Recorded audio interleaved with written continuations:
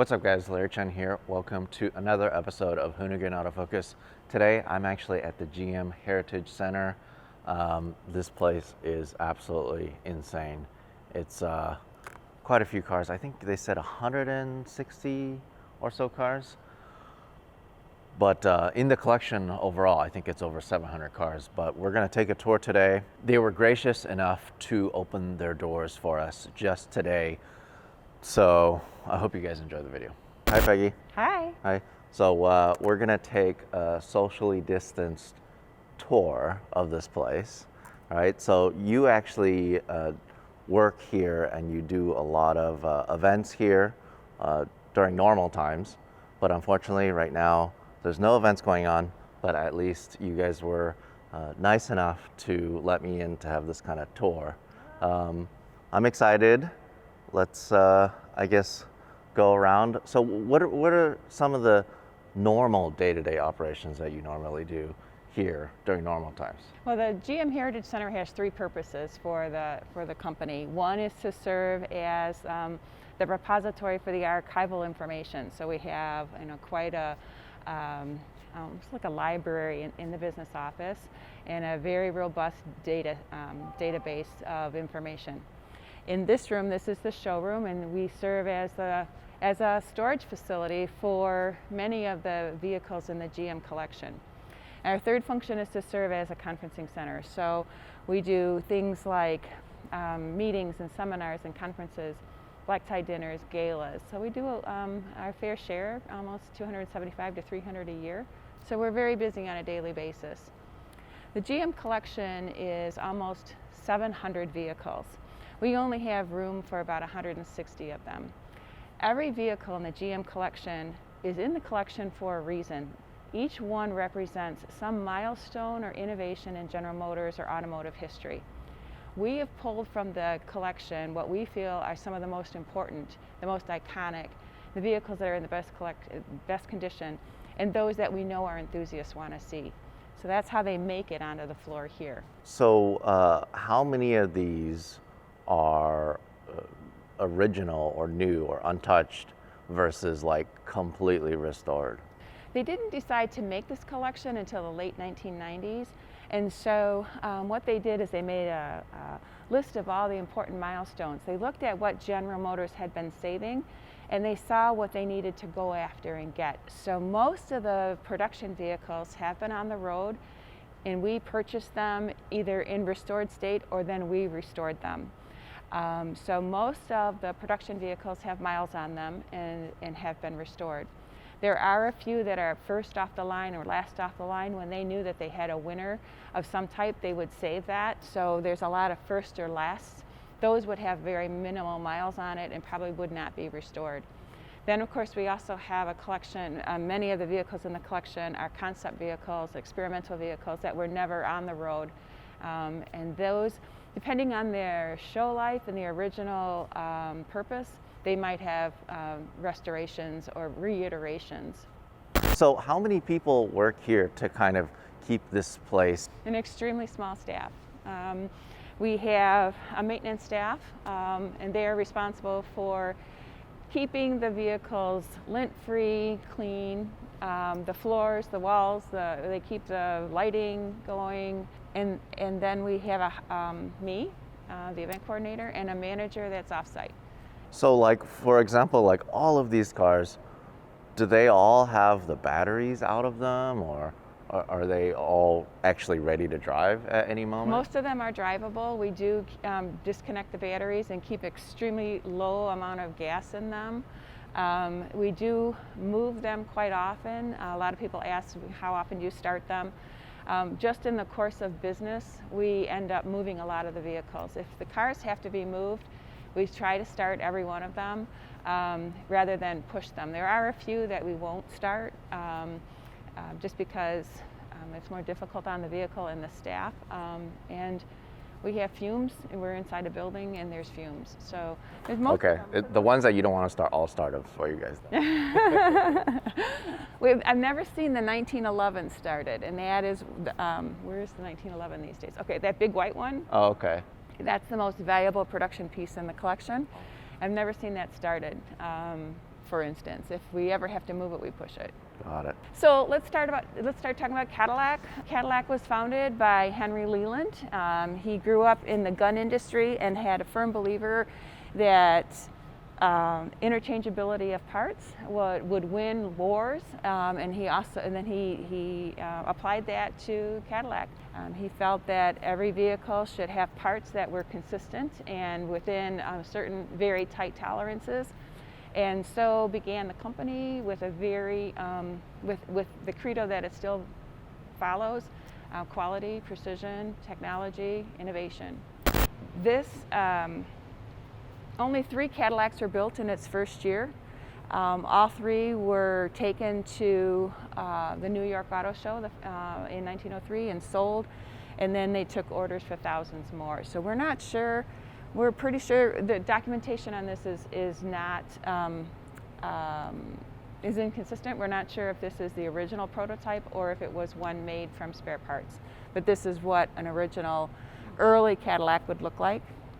Yes, the tires are white because the rubber is actually white, right? And then they added, I think, charcoal later to strengthen the tires. That's pretty cool. And you can see this is just the following year. They learned to accessorize very quickly. You can see that we've added brass lights, we've added more decorative steering wheel, we've got a horn now, we've got an optional seat, we've got more color, we've got the badge, more badging. Yeah, so like there's not even a badge on that, huh? Correct. Oh, that's pretty cool. This is like where you first see the ducks. Yes. That's awesome. That is taken from the original crust of the Lamouth Cadillac family, with whom, that's who Leland named the company after, the explorer who settled the city of Detroit. So this is a significant piece in the collection. This is a 1912 Cadillac. It's the first year for electric starter. It sort of embodies what Cadillac is all about. When Henry Leland's friend was injured on Belle Isle, he was helping a woman who could not start her car. Crank starting was getting very difficult. You can see in just 10 years the cars got much bigger and harder to crank start. And so it was gasoline cars are becoming more unreliable and difficult to start. When Charles Kettering showed him the electric starter, Henry Leland jumped at the chance to be the first one to use it. And so in this 1912, you notice that we have an electric starter. We have a redundant system. This would have been the crank, but we have a redundant system. We do not have standardization of left or right-hand drive yet. That doesn't come until a few years later. We don't have an automotive designer yet, so the design of the vehicle was at the whim of the engineer, and so we have things like the spare tire hanging off the side door. So this changes a lot. We won the DeWar Cup this year because of the integrity of the interchangeable parts. They took apart 3 of them, and they were all able to be reassembled and in running condition, and so that earned it the DeWar Cup.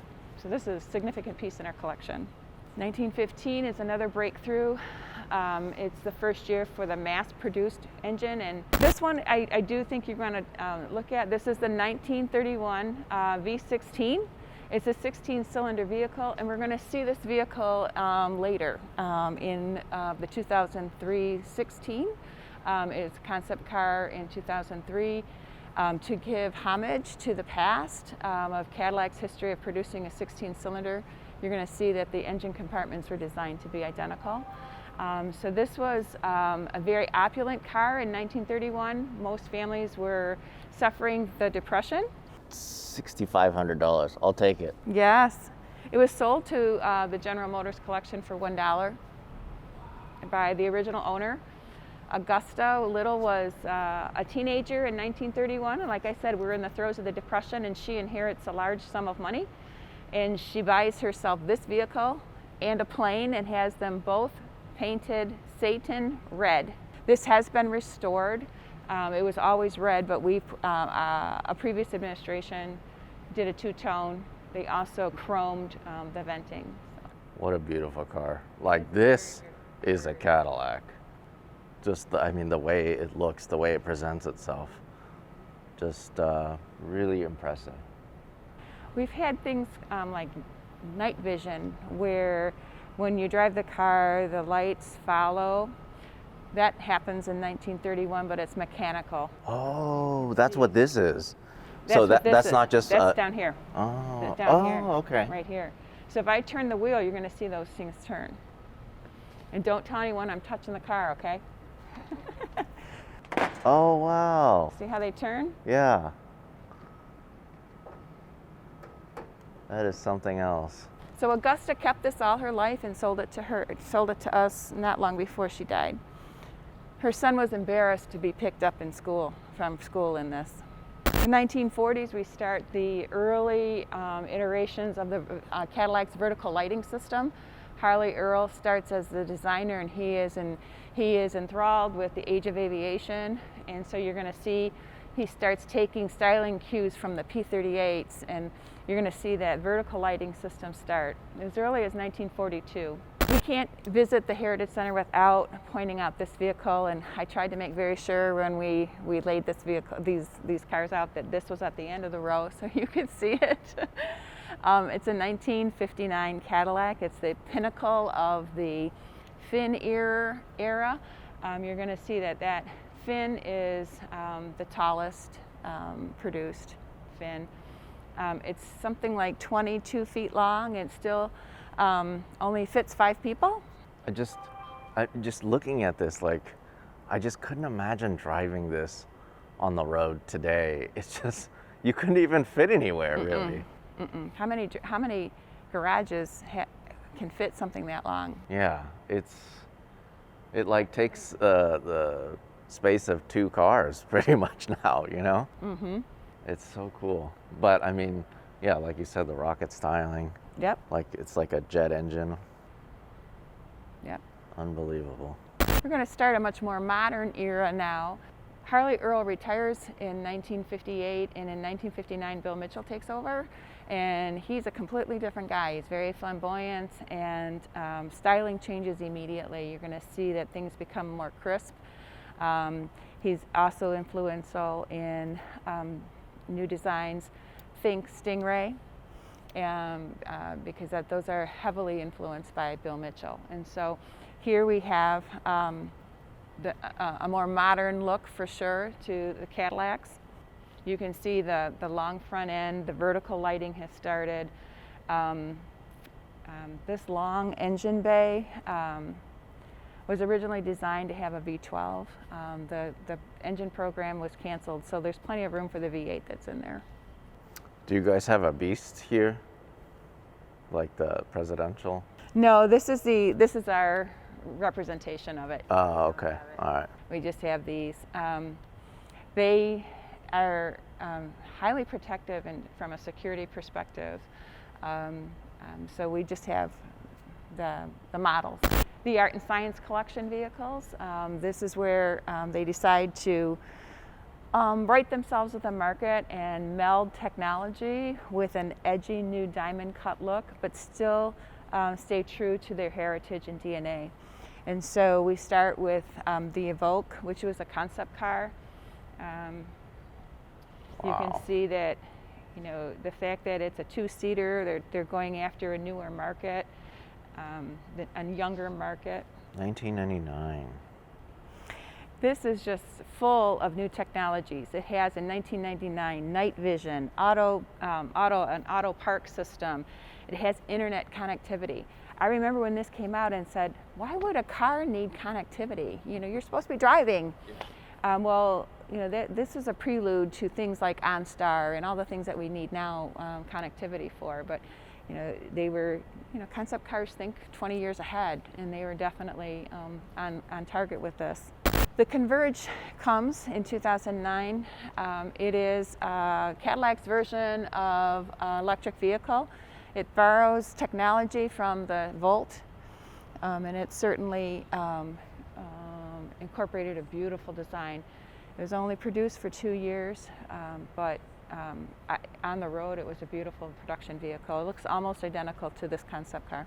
And of course now the new Cadillacs, the El Mirage, the Escala, much more modern iterations. You're going to see the CT6 come from this.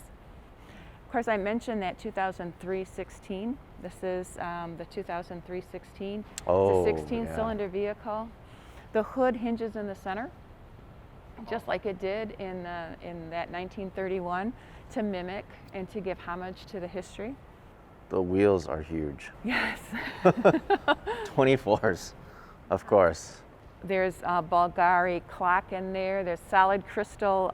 Those are solid crystal logos. I like the no B Isn't pillar it beautiful? too. That is super cool that there's just that room. Isn't it just, it gives you a feeling of fluidity, of luxury, of rest, of peace. I used to see these driving around town in LA growing up. Really? Yeah, a lot of them. This is actually the Impact. This is the experimental, this is the concept car for the EV1 program. It's called the Impact. It was a very controversial program, but the EV1 program was an experimental program. They leased out these early electric vehicles, and when the program was done, they gathered them up and destroyed them to the dismay of a lot of the people who leased them. They loved them, but it was a cooperative program, an experimental program where they were trying to see what were the needs going to be for not only the consumer but the infrastructure of the city, from the power companies. How is this going to change transportation? And so, very important program in the development of electric vehicles. Yeah, I mean, talk about ahead of its time. Exactly. Right? Like exactly. that is just, now we're seeing electric vehicles on the streets, but this was back in 1990. If you go to this vehicle here, this is from 1966, and this is our first modern battery-operated car. This too is, the front has batteries in them, and so later on I'll have the guys lift the hood for you on that one. This is our first hydrogen fuel cell vehicle from 1966. So everyone thinks that the future is hydrogen fuel cell, but you can see that we were experimenting with this many years ago. I'm going to show you. It's a good-looking van too. Scooby-Doo. Yeah. So if you want to look back here, you can see that it actually carried the tanks. So every time this was ever driven, you wouldn't see it on camera, but they had fire suppression equipment, like a fire engine behind it. Firebird 1, 2, and 3. This is Firebird 2. These are really important vehicles. Firebird 1 isn't here today. The Firebird program was an experimental program in the 1950s, experimenting with gas turbine vehicles. But this car in Firebird 3 took it a step further. So they were thinking about highways of tomorrow, and so that highways were going to be so safe that cars could almost drive themselves. And so maybe all we would have to do is press a button and cars would be programmed and could go to the location. We would just have to press a button for directions and to make hotel reservations and things like that. And so this is Firebird 2, and you can see the button is on the roof here. You can see the button up there. Oh, okay. Sort of like an early OnStar. Right. So this is from Auto. Oh, it has an autopilot controls. Yes, exactly. And there's no steering wheel, just joysticks. And you can see that those white things are their screens, their navigation screens, display screens. And so you would just talk to the control tower and they would beam down to you the coordinates.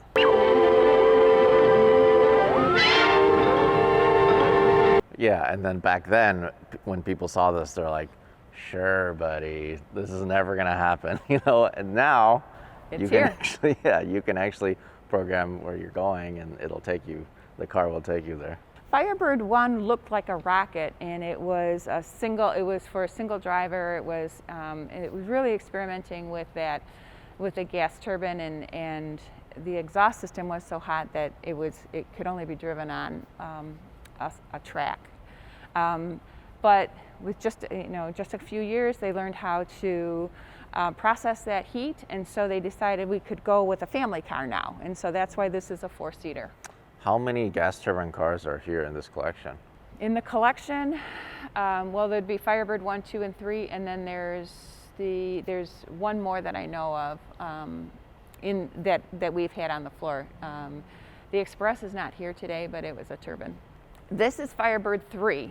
This is our the actual vehicle isn't here today, but this is the chassis for it. It is our first autonomous driving vehicle.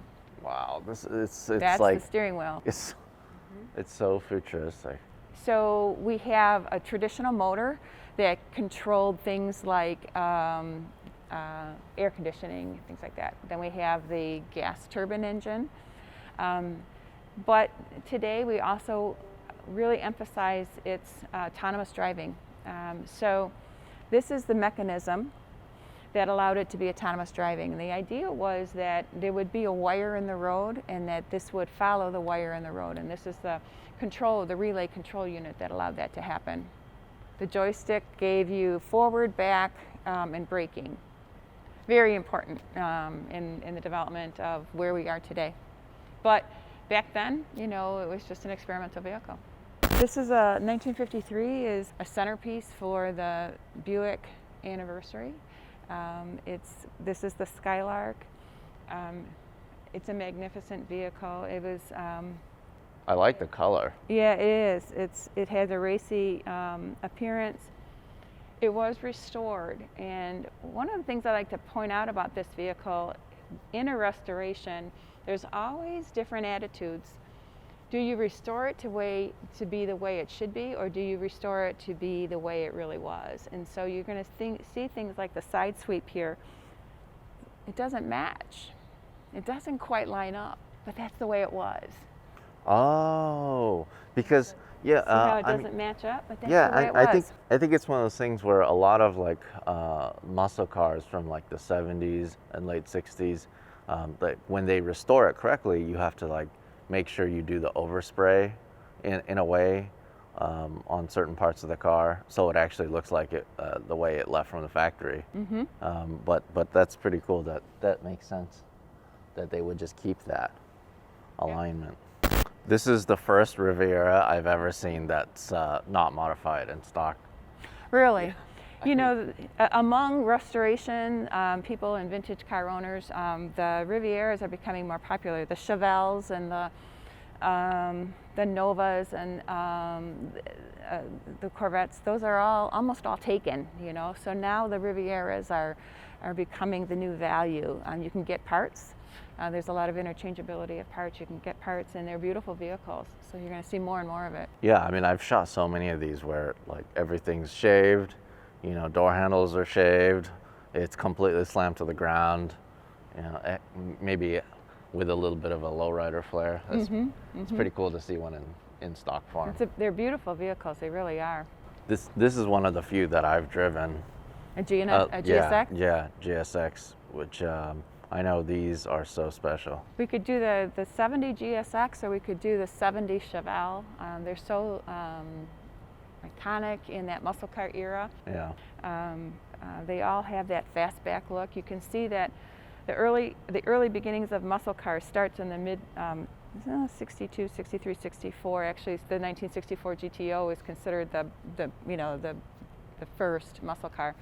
But here you can see a 64 Grand Sport. They have that stance of a racy stance.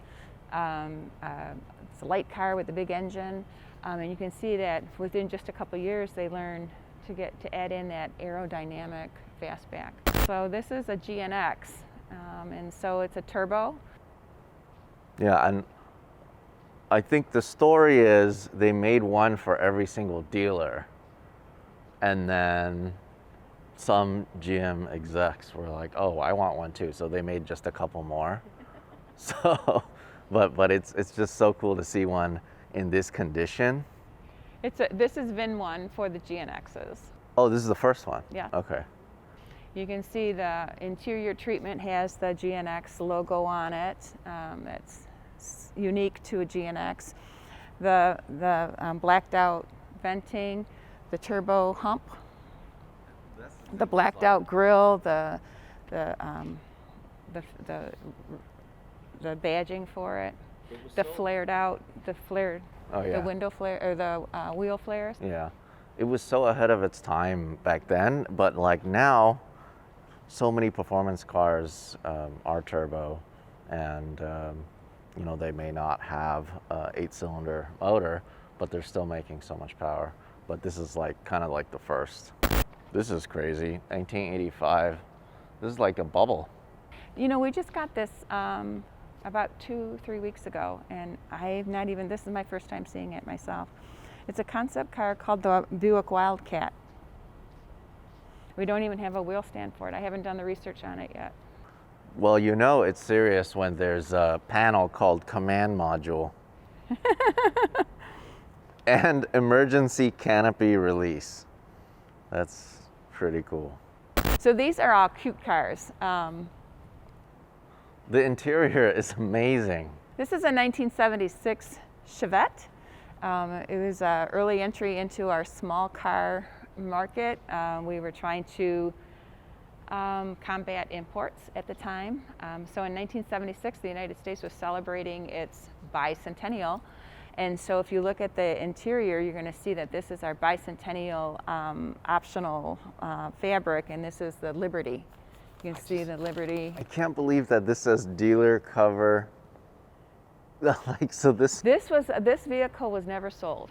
So it sat in a dealer's lot. It was never sold. The dealer kept it for years and then sold it to us. So it's never been registered. It was never sold. So this is it's never been on the road. I would drive this. Look at this thing. This is what all the early first car buyers would buy. This is a 1971 Vega. This is our first built. It won Car of the Year that year. The Vega went to market very quickly, something like 24 months. And so during its production, it was going through constant production changes. As they would find hiccups or innovations, they would implement them on a rolling change. So how it was produced in January wasn't going to be the same as how it was produced in September. So it was constantly changing. That affected its reputation. So later on, Vegas were known to rust out, things like that. But in its infancy, this was a hallmark car because it's from 1971, so it's actually 5 years older than that vehicle, and so it was very important in going to market against those imports. It got high fuel economy. This is one of those cars you asked me about. You know, it's untouched as well. This is the 1969 Corvair. We purchased it from an avid collector named Pinky Randall. He's from Houghton Lake, Michigan. And Pinky drove it home from the dealer and parked it into his garage or his basement and kept it there until we purchased it. And so it has something like 44 miles on it. When he sold it to us, it had 37 miles on it. So every year we have the Corvair Club come for their national convention, and they visit this car because it's not been altered, it's not been restored. This is probably the only brand new one still. I've never even seen the hood up or the roof up. I've always seen it in convertible state. This well, I bet you the leather, or is it leather or is it vinyl? I think it's vinyl. The vinyl, it's probably fused together. You know? Exactly. You probably can't take it apart now. And you can see the headrests are a little bit different color than the rest, and I believe a lot of that is because people touch it. So this goes to show you what oil can do. It does look pretty. It has like that metallic look. Yes, it does, doesn't it? Yeah. We're in Chevy land at this point, so this is another Pinky Randall car. This is the way we have it. We don't have the ability to go in rows, chronically, but this is the last built 1996 Impala SS. This is the last built. I mentioned to you earlier Pinky Randall. He's an avid collector, and we made sure that he was able to purchase the last one. And a few years later, he sold it back to us. So it's got very few miles on it, but it is the last built Impala SS. Just last year, when we produced the last Impala, Pinky Randall got that as well. What do you think is the most popular car here? Or what's the one that everybody just goes crazy over? The 16, the 59 Cadillac. From the Chevy area, they like the 409. A lot of people like the 66 Impala. Chevelle. I mean, like, so like, for example, this row. These are all our muscle cars, our iconic muscle cars. You know, everyone, it's undisputed to me that the 1970s Chevelle SS is the pinnacle of the muscle car era, and it is a popular vehicle. This one was actually, the engine was removed and an LS7 engine was put in that, and it was shown at SEMA. So I think this is just a beautiful vehicle, and people love it. The Nova, the maintenance guys tell me that this will beat anything off the line. This is probably the fastest car in the showroom floor. Oh, really? Other people dispute that, but some people say it's true. The 66 Impala is, it's got, I want to make sure I'm right here. It's got the 427 engine in it. It's a beautiful vehicle, and hot rodders and racing and speedsters love this vehicle. But it was at the end of the era because the muscle car era went to the mid-size vehicles instead of the full-size vehicles right after this. The 1962 Chevrolet Bel Air is the song, the vehicle that the Beach Boys sing about. My 409, she's so fine, my 409, this is it. People expect it to look a little different than this, but again, it precedes the true muscle car era. But again, it's, you know, a high output engine in a very light vehicle. What I like about it, as the ex-logo librarian, is the 1962 badging on it. If you look, it's got that cloisonne look that is on the new badge, Chevrolet's current badge. The 1959 El Camino, very iconic vehicle. This is the first year for the El Camino, half car, half truck. Attitudes were changing towards trucks. People were understanding that there was value in haulability, the ability to haul. But at the same time, they wanted to be able to go to church in the car, and they wanted to look good in their vehicle. So they came out with the El Camino. It features the gull wing, very unique to Chevrolet. If you notice, the vehicle is a two-tone green with a matching plaid interior. It's not by mistake.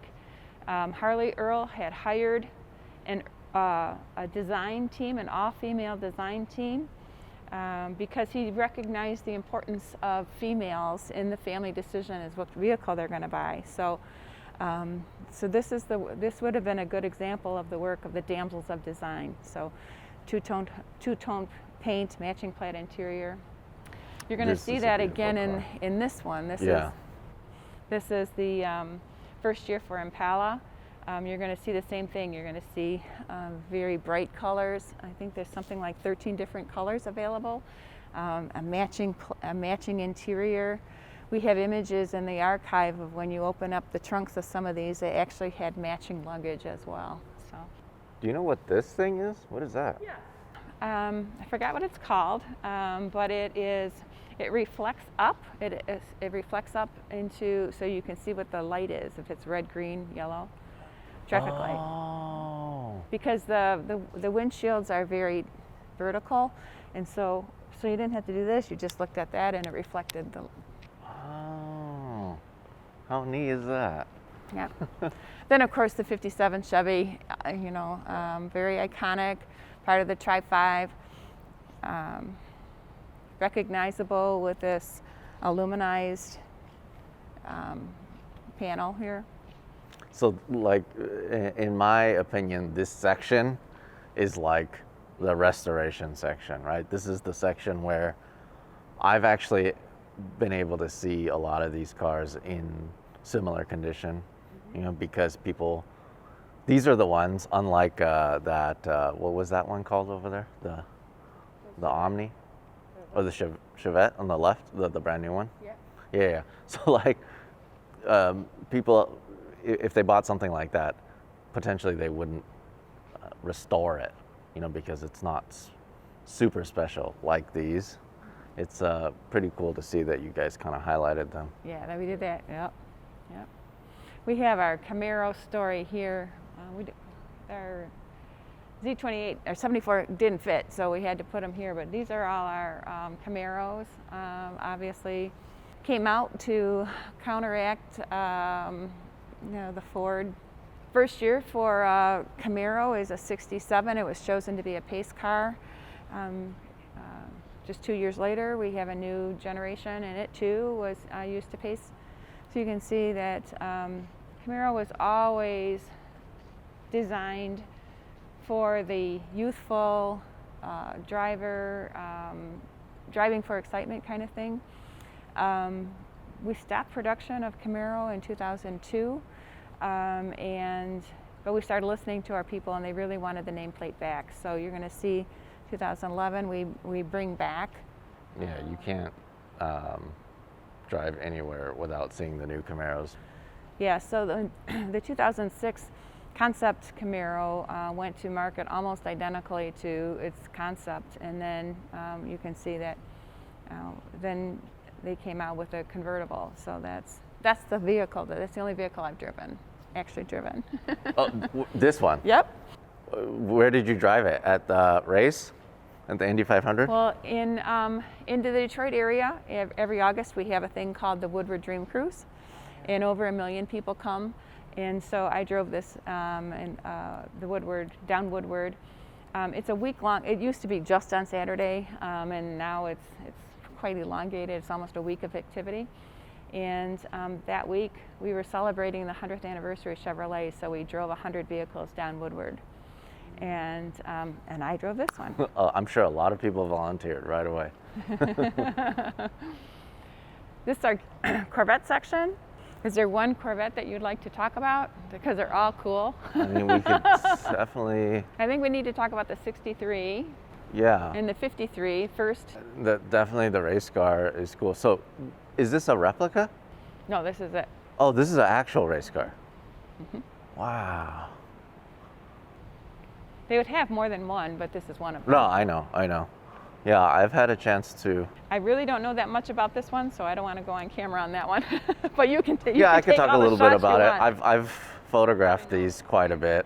I've had a chance to photograph them in France at Le Mans, as well as at Sebring 12 hours and Daytona, Rolex 24-hour.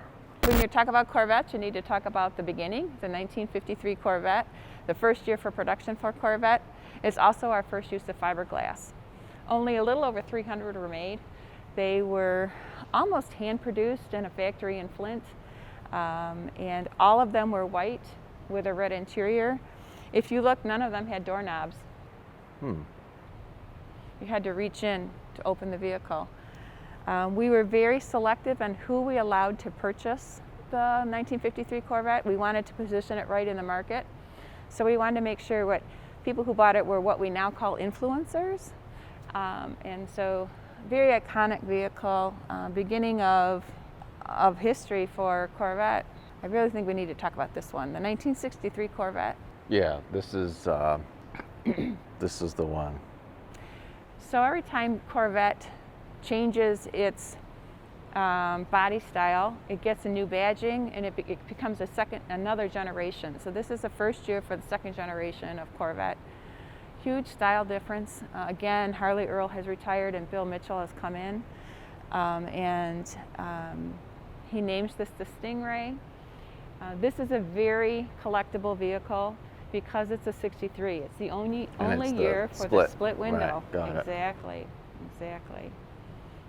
You can see the name is Stingray, 2 separate words, capital R. That's going to change it later becomes a Stingray, one word. But this is a very important vehicle. Only year for split window because it caused an obstructed view, and so much to the dismay of some of the designers and Arcus Duntop, they made it a solid window after that. I'm not real strong on these vehicles, but that's a mid-engine experimental Aerovet. It really gives credibility and I mean, that's probably evidence. like the preview of what the C8. You know, yes, exactly. Within General Motors, there was a push to do a mid-engine, and for one reason or another, it didn't happen until the C8. So, but you can see the evidence of that internal drive. So after you saw that 1953 Corvette, you can see this one. This is a 1961 concept car called the Mako Shark. Like I said, Bill Mitchell starts as head of design in 1959. He's an avid fisherman, and so he designs a vehicle with those passions in mind. You can see that it's got an unusual paint. It looks like the body of the fish itself. You can see how it's gradated into almost like the body of the fish. It's got what looks like gills rather, I'm sorry. Oh, yeah, gills yeah. back It looks here. like gills for the lights, for the Exactly. cornering lights. Exactly. And then the badge is really cool. Exactly. This was used to preview what was to come. You know, they knew that they were working on a new production vehicle, and so he used this to preview what they knew was going to be coming in for the new generation. Next, he comes out with the Mako Shark 2. That gets rebadged. That's not unusual for a show life of a vehicle. It gets rebadged and remade a little bit, and now it's called the Manta Ray. And so this previews the next generation, the third generation Corvette, and you can see that wave. I love the back. Again, you know, the paint job it looks like the fish, but think of Manta Ray and how it has that beautiful flowing, would you call that a dorsal fin? But you can see that's reflected in the design here. So many switches. That's incredible. S15. That's It's just like the Chevy. okay. It's called a S15. I like that. It's just crazy how much simpler the interiors were for the trucks back then. Like this is a cool Isn't truck. it beautiful? It's so cool. That's another vehicle. If GMC came out with a Typhoon or a Cyclone right now, I think that would be pretty cool. What's significant about the 1955 Suburban Pickup is that it's the first year for a new body style, and it's recognizing the change in attitude towards trucks, that people are now using trucks for double duty, for personal transportation as well as cargo. And so this is like what they call the gentleman's truck. It's fully designed to look good, and so you're going to see things like an interior that wasn't just basic anymore. You're going to see that they've increased the size of the bed, and they've put the wheels on the outside rather than on the inside. So now the bed is smooth and more designed. It's a beautiful truck. It's very similar to the Chevrolet Camino, and it was extremely popular. It's got the wraparound windshield and glass in large class area. It's a bigger seat. It's a taller cab. They had talked with their customers and found out what they wanted, and so this truck gave them what they wanted. They wanted more ventilation, so they've got a vent window. They've got the wraparound windshield. It's just a very beautiful truck. I want to talk a little bit about the 1977 GMC Motorhome. GMC was always a company that built trucks and heavy-duty equipment. It responded to a growing segment of the market called the recreational vehicle market. So this vehicle was extremely well designed. It uses an Oldsmobile front-wheel drive engine. It has automatic leveling. It still is the benchmark for luxury and quality in the RV market. But timing is everything. And so not long after they started producing motorhomes, the oil embargo hit the United States. And this vehicle gets about 6 to 8 miles per gallon. And so the RV market really tanked. And this was also altered at times to use for mass transportation. Think of like in airports, you know, a shuttle bus, those kind of things. And they had hoped that this would be used for the chassis for ambulances. But again, the industry went in a whole different direction with the oil embargo and the sudden increase in gas.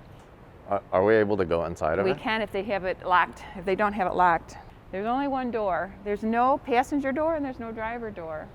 It's so nice. I mean, like, this is like, this is cool because it doesn't look like the inside of an RV. No. It looks like the inside of a car. Yes. It's got things like onboard vacuuming. It's got a microwave. It sleeps. This is 1977. Exactly. I got my first microwave in 1983. So, and this steel beam, this aluminum beam here is actually a drop-down awning. It's very beautiful. I'm going to plug it in and see if I can get the lights on in there for you. Okay. It even has air conditioning, huh? Oh yeah, and it's automatic leveling. We sometimes have to start it up and just put air in it again because it automatic levels. My husband's uncle was the head engineer on this and holds the patent for that. This is incredible. Daytime seating is ample, and then at night, this table folds down to form a bed, and this couch scissors open to form another bed. Ample storage. It's got a 4-burner stove. It's got freezer, refrigerator, full bath. Back here we have another table, and that also folds down for sleeping. So this sleeps technically 6. Oh, this is. It's got a microwave. It's got onboard vacuum. These are all attributes of a luxury home, especially back in 1977. And then, like I said, it has an Oldsmobile front-wheel drive engine, so that there's no transaxle going all the way through the body. Easy to drive, fun to drive. Every brand had their version of a muscle car, and so here is the Oldsmobile Cutlass 442. Again, it's got the rally stripes. It's when we start this, we actually don't start it very often because it is so loud. It shakes the rafters, and literally we have to clean every car in here afterwards because all the dust comes down. That's some. It is a throaty vehicle. Yeah, that's something else. Shakes the building. This vehicle is the 1911 Olds Limited. It was a luxurious car back in its day. When most cars cost $300, this cost between $5,000 and $7,000. So it was a very luxurious vehicle. It would have been maintained by a staff. You can see the brass alone would have been difficult to maintain. It's got very high 42-inch wheels, and there's a reason for that, because they really did go over the river and through the woods to see grandmother. There weren't roads back in 1911. And so if you compare this to other early runabouts, you can see that this heavy-duty chassis, the extra tall tires really got them where they needed to go. It had the strength and integrity to do that. Again, we don't have standardization of left or right-hand drive, you can see the seating, how small people were back then. There's some optional jump seats that we would see later on in some of our pickups. I love these. These would, yes, It's like, these would fold down. yeah. and you can see they would fold away and give luxury here. This was your blanket rack. This is where you would put your blanket. It's a very beautiful vehicle. Really is. Yeah, so this is the most valuable production piece in the collection. We know that a few years ago across Barrett-Jackson there was a barn find, 1911. It went for over $1 million. So we know that this is, because it's already been restored, it's been in our repossession. You know, we've had it since the 1930s, and it's been indoors. It's had a show life, but for the most part it's been well taken care of since then. I'm sure you get asked this question all the time. Is there an estimate about how much this collection potentially could be worth? So the production portion of it, I've been told, is $60 million.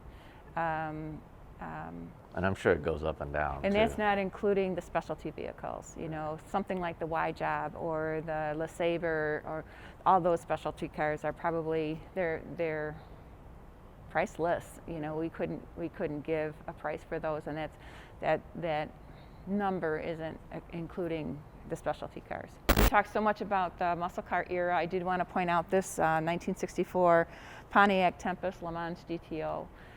This is the car that is credited with ushering in the muscle car era because it had that optional GTO package on it. Oh, I love these. I love that they came with a jacket, right? Yeah. So the thing that I see a lot if somebody has one in good condition, you know, they like to proudly display their jacket. Exactly, yeah. Exactly. It's a beautiful car. And then next to it is a 69 Trans Am, first year for Trans Am. Coincides with the first year for Camaro as well. And then of course we have here the Smokey and the Bandit car. That's what people call it. The fire chicken. The flame, yes. We used to call it the screaming chicken, yeah. So this is the make and model that was used in the movie Smokey and the Bandit. This has had quite a show life. It has the CB. CB. Yeah. Of course it has to have that. The snowflake wheels, the gold trim, the oversized bird. I love the when you have the high beams on and all four lights are on. Mm-hmm. It just looks really, really cool. This is the Pegasus. It's a concept car. It was a design study that combined elements of Ferrari with Pontiac. What? So you're going to see a Ferrari 5-speed transmission, four-wheel disc brakes from Corvette. I see. Mufflers, instrument panel from Ferrari. That's why it's called a Pegasus, because it's like a horse, flying horse. Yep. Yep. The red, the color is just magnificent in the right light. It's a beautiful vehicle. It's a one-off, just a design study. And this one is a Holden from Australia. A GM executive brought it back with him, and we keep it. It's one of our only nods to non-North American vehicles, but if you look at it, to me, it looks just like a 55. Yeah, especially like just this design, headlight It's like design. 7/8 scale, you know? It's just a little modern. Well, thank you so much for taking us around the collection. I'm sorry it took so much time. No, it's okay. It's okay. There's a lot to go through. And the crazy thing to me is what you're saying, that this is not the entire collection, because it rotates, and then, like you said, I'm sure there's so many that are out of the collection just around the U.S. and potentially elsewhere that are just on display, right? But I mean, like, having something like this is so important for the heritage aspect of it, but also the fact that so many enthusiasts get to enjoy these in person. I can only imagine what it's like when this place is filled and everyone's like, oh my God, I can't believe it was, cars were like this, or this feature. So many people that come here say, oh my God, I read magazine stories about this when I was little. I can't believe I'm seeing the actual vehicle, the real Firebird 2. I'm seeing the real one. You know, they're just amazed at it, that it's still here. It's visible, it's real. It's in 3D. It's not just a picture. Yeah. I mean, potentially even to the point where like you stick your head in some of these cars and it smells like of that era, right? Yeah. Well, thank you so much. You're welcome. All right. Well, that's it for our tour. I'm gonna go around. I'm gonna try to take as many detail shots as possible. If you guys want to support Hoonigan Autofocus, definitely check out my Etsy store. Every single print comes with a Larry Chen Peaker sticker.